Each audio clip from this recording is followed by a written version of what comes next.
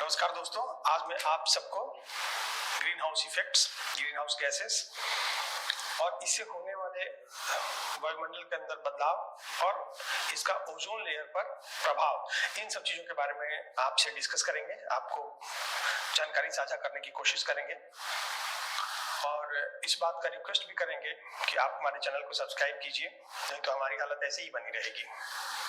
जल्दी से सब्सक्राइब कीजिए और शेयर कीजिए। मैं आपको हर दिन हर प्रकार के नई नई चीजों के ऊपर ज्ञानवर्धक वीडियो ऐसे ही लाता रहूंगा। तो आइए समझते हैं ग्रीन हाउस इफेक्ट है क्या। देखिए, ग्रीन हाउस इफेक्ट को समझने के पहले आपको यह समझना होगा कि ग्रीन हाउस गैस क्या है।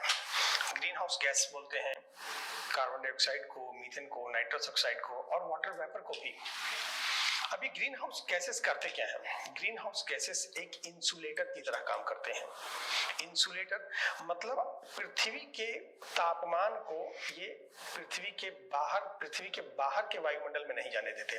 पृथ्वी का टेम्परेचर जो भी होता है, देखिए सबसे पहले तो ये समझिए कि कोई भी बॉडी अगर वो एब्सोल्यूट जीरो टेम्परेचर के ऊपर होगा, जैसे 1 डिग्री, 2 डिग्री, 5 डिग्री सेंटीग्रेड, किसी भी बॉडी का टेम्परेचर अगर एब्सोल्यूट जीरो से ऊपर होगा तो वो थर्मल रेडिएशन करेगा। थर्मल रेडिएशन मतलब वो टेम्परेचर इमिट करेगा। तो जब टेम्परेचर इमिट करेगा तो उस टेम्परेचर को एब्जॉर्ब करने वाला गैस जो है, यही ग्रीन हाउस गैस है। जैसे कार्बन डाइऑक्साइड है, मीथेन है, नाइट्रस ऑक्साइड है और वाटर वेपर, ये अर्थ के टेम्परेचर को क्या करते हैं? एब्जॉर्ब करते हैं, जिससे कि ये बाहर के वायुमंडल में ना जाए। अब देखिए, जो सूर्य का टेम्परेचर है वो 5500 डिग्री सेंटीग्रेड है।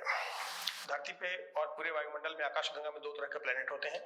एक तो वो जो अपने इंटरनल बॉडीज के कारण, इंटरनल टेम्परेचर के कारण हीट होते हैं, और दूसरा वो जो अदर स्टार और प्लेनेट और दूसरे एक्सटर्नल बॉडी के कारण हीट होते हैं। पृथ्वी जो है, जुपिटर जो है, वो इंटरनल बॉडी के कारण अपना सरफेस टेम्परेचर हीट होता है।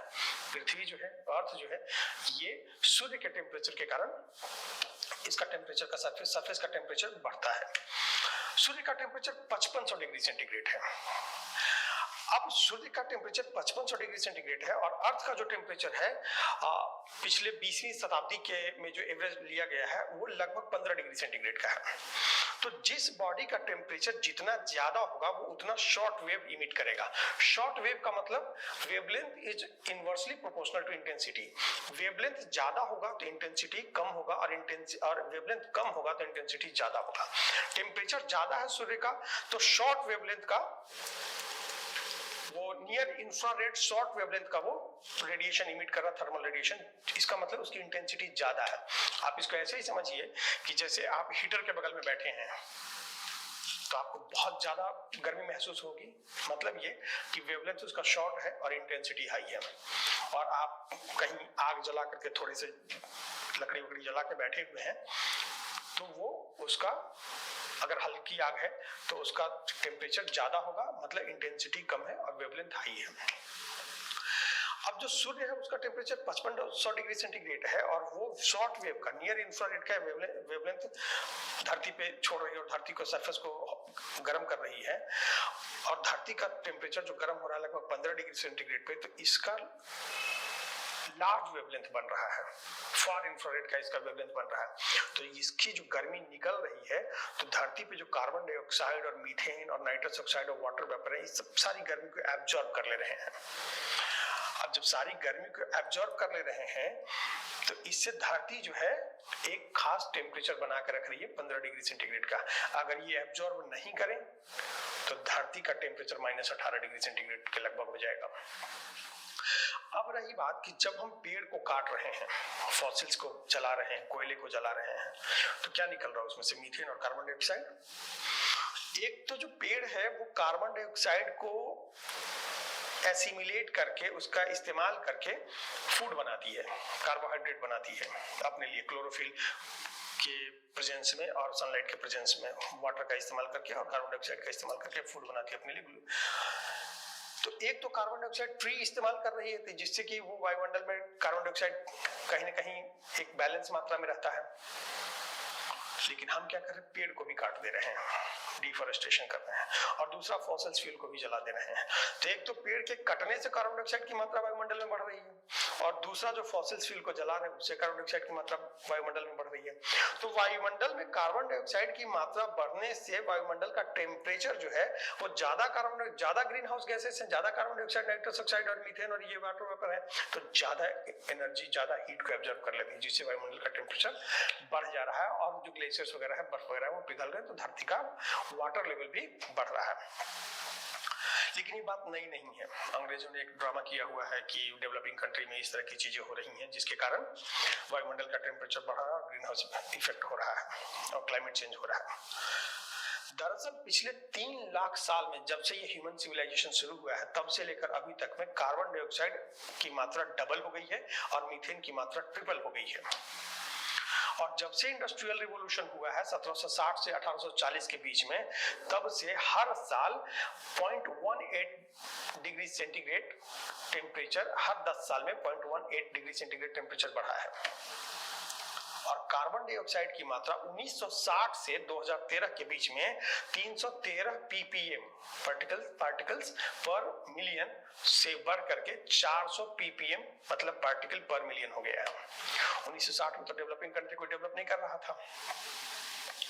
तो ये सारी जो चीजें हैं वो पहले से चली आ रही, कोई नया नहीं है, ये आजकल डेवलपिंग कंट्री के ऊपर थोपा जा रहा है। लेकिन इन सब बातों के अलावा, इस पॉलिटिक्स और इंटरनेशनल पॉलिटिक्स के अलावा जब हम आगे बढ़ते हैं तब देखते हैं कि अब जो ये ग्रीन हाउस इफेक्ट हो रहा है, टेम्परेचर बढ़ रहा है वायुमंडल का, और ये सारी चीजें हो रही हैं, इसका दोहरा मार क्या है? वाटर वेपर भी ग्रीन हाउस इफेक्ट की तरह काम करता है। टेम्परेचर बढ़ेगा, इवेपोरेशन होगा, वाटर वेपर बढ़ेगा, टेम्परेचर फिर से बढ़ेगा क्योंकि वाटर वेपर एब्जॉर्ब कर रहा है, ज्यादा वाटर वेपर, ज्यादा टेम्परेचर बढ़ेगा क्योंकि वो ज्यादा टेम्परेचर एब्जॉर्ब कर रहा है, और ज्यादा टेम्परेचर एब्जॉर्ब कर रहा है तो वायुमंडल का टेम्परेचर बढ़ रहा है, तो इवेपोरेशन ज्यादा होगा। तो ये जो चीज है ये एक साइकिल है। कहा जाता है कार्बन को एक बार वायुमंडल में आने के बाद, आफ्टर फॉसिल फ्यूल के बाद, कार्बन डाइऑक्साइड को वायुमंडल में आने के बाद उसको दोबारा से फिर से उस साइकिल में आने में, फिर से वो एक पेड़ में या फिर से वो नेचुरली एक नेचर में आने में उसको हजारों साल लग जाते हैं। और मीथेन को फिर से उसी साइकिल में आने में, एक बार वायुमंडल में आने के बाद वायुमंडल में आ गया और वो जो ग्रीन हाउस इफेक्ट कर रहा है, इसके बाद दोबारा वो धरती पे कैसे कंज्यूम होगा और फिर से पेड़ वगैरह में, और ये नेचुरली जो अपना प्रेजेंस लाएगा, उस नेचर में आने में उसको 12 साल लगता है।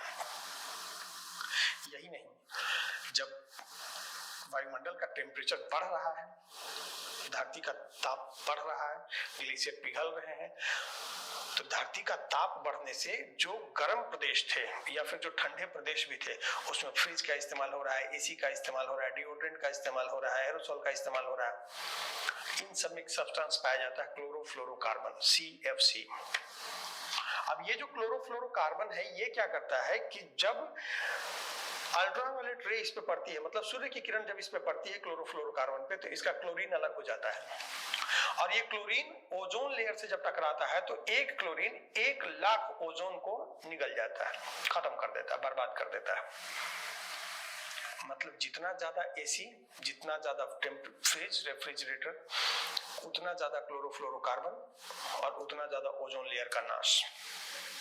जितनी गर्मी उतना एसी, उतना रेफ्रिजरेटर, उतना क्लोरोफ्लोरोकार्बन, उतना ओजोन लेयर का नाश। अब ये ओजोन लेयर महत्वपूर्ण कैसे और ये करता क्या है? तो ओजोन लेयर, जैसे हमारे बॉडी में WBC होता है, ओजोन लेयर इस ब्रह्मांड का WBC है, और इस आकाश गंगा का, हमारी धरती का कह सकते हैं आप, हमारी धरती का WBC है। सूर्य से जो हार्मफुल रेज आती हैं, अल्ट्रावायलेट रे के अलावा भी जो बहुत सारी जो रेज है उसमें जो हार्मफुल रेज आती हैं, ओजोन लेयर उसको वहीं पे रोक देता है, खत्म कर देता है। वायुमंडल का टेम्परेचर बढ़ने से, ग्रीन हाउस इफेक्ट होने से, क्लाइमेट चेंज होने से ये क्लोरोफ्लोरोकार्बन आ जा रहा है, क्योंकि रेफ्रिजरेटर का इस्तेमाल हो रहा है, फ्रिज का इस्तेमाल हो रहा है और एसी का इस्तेमाल हो रहा है, क्लोरोफ्लोरोकार्बन आ रहा है। अल्ट्रावायलेट रे में क्लोरोफ्लोरोकार्बन का क्लोरीन अलग निकल जा रहा है, क्लोरीन ओजोन लेयर में जाने का ओजोन लेयर को बर्बाद कर दे रहा है। तो अल्टीमेटली हो क्या रहा है कि ग्रीन हाउस इफेक्ट के कारण, क्लाइमेट चेंज के कारण, टेम्परेचर बढ़ने के कारण, क्लोरोफ्लोरोकार्बन को मार्केट में आने के कारण, वायुमंडल में आने के कारण रेफ्रिजरेटर और एसी से ओजोन लेयर का नाश हो रहा है, और वो ओजोन लेयर का नाश होने से जो हार्मफुल रेज है वो हम लोगों के ऊपर आ रहा है, जिससे स्किन कैंसर और तरह तरह की बीमारियों का जिक्र हमेशा आप टीवी वगैरह में सुनते होंगे, और जो वाकई हो रहा है। तो ये था ग्रीन हाउस इफेक्ट, कैसे होता है, क्या क्या इसके प्रकार हैं, जो क्या क्या इसके जो कारण हैं, और कौन कौन से चीजें हैं जिसकी वजह से ग्रीन हाउस इफेक्ट होता है, क्लाइमेट चेंज होता है, ओजोन लेयर पे इसका कैसे प्रभाव हो रहा है, और उस प्रभाव का दुष्परिणाम क्या हो रहा है, ये सारी चीजें हम लोग सीखे। आगे वाली वीडियो में हम आप लोगों को ऐसे ही कुछ रोचक, साइंटिफिक और आपके काम की चीजें लेकर आऊंगा और आपको बताता रहूंगा। लेकिन आप लोगों से रिक्वेस्ट है कि हमारे वीडियो को सब्सक्राइब करें, लाइक करें और शेयर करें। Thank you very much.